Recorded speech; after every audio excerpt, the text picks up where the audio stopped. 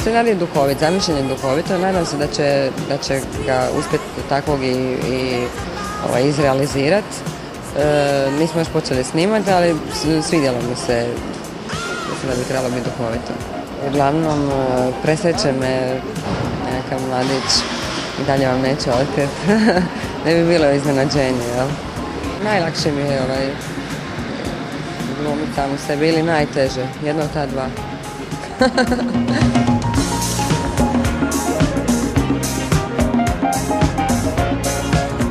Mislim da je Tarik,